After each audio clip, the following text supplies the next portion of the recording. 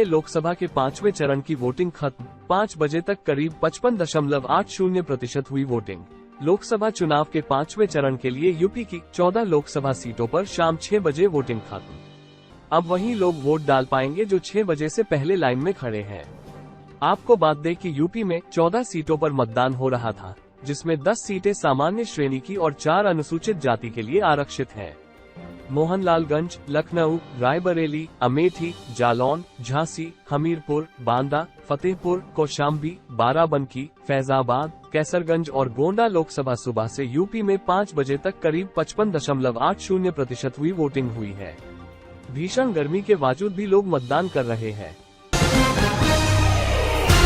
दिल्ली में उबर जल्द शुरू करने जा रही बस सेवा, परिवहन विभाग से मिला लाइसेंस। ऐप आधारित ऑनलाइन कैब बुकिंग सेवा देने वाली कंपनी उबर को दिल्ली परिवहन विभाग से सरकार की प्रीमियम बस योजना के तहत राष्ट्रीय राजधानी में बसें संचालित करने के लिए एग्रीगेटर लाइसेंस प्राप्त हुआ है। एग्रीगेटर से आशय कारोबारी मॉडल से है।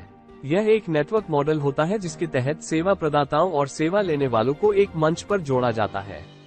कंपनी ने बयान में कहा कि दिल्ली बस संचालन के लिए लाइसेंस देने वाला पहला राज्य बन गया है।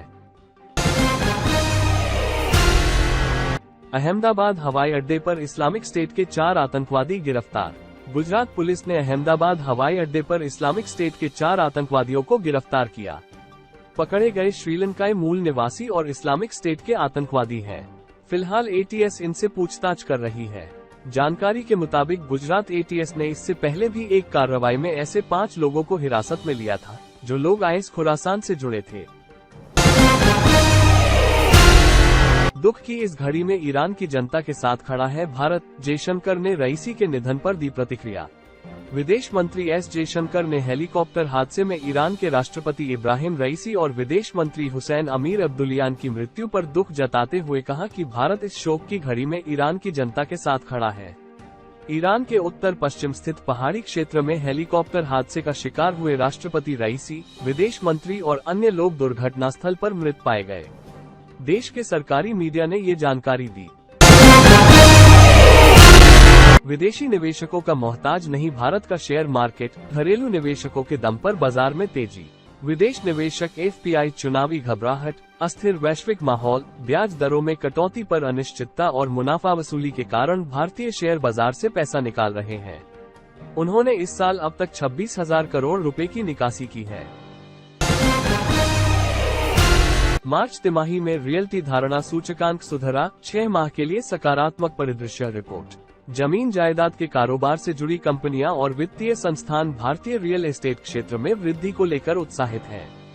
जनवरी मार्च तिमाही में धारणा सूचकांक बेहतर होने के साथ अगले 6 महीनों को लेकर खासी उम्मीदें लगी हुई हैं। एक रिपोर्ट में यह आकलन पेश किया गया है। भीषण हीट वेव के बीच छात्रों के लिए आए बड़ी खुशखबरी, दिल्ली सरकार ने किया छुट्टियों का ऐलान। दिल्ली समेत उत्तर पश्चिम भारत भीषण लू की चपेट में है। इस बीच दिल्ली के छात्रों के लिए बड़ी खुशखबरी सामने आई है। दिल्ली सरकार ने स्कूलों की छुट्टियों की घोषणा कर दी है। आदेश के मुताबिक दिल्ली के सभी स्कूलों की 21 मई से लेकर 30 जुलाई तक बंद रहेंगे, यानी अब 1 जुलाई को स्कूल फिर से खुलेंगे।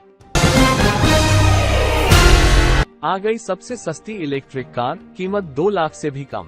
पेट्रोल डीजल से परेशान लोग अब इलेक्ट्रिक कारों पर शिफ्ट हो रहे हैं। इलेक्ट्रिक गाड़ियां महंगी होने के कारण आम आदमी के लिए खरीदना काफी मुश्किल है। इस समस्या को दूर करने के लिए याकुजा नामक कंपनी एक छोटी इलेक्ट्रिक कार करिश्मा लेकर आई है।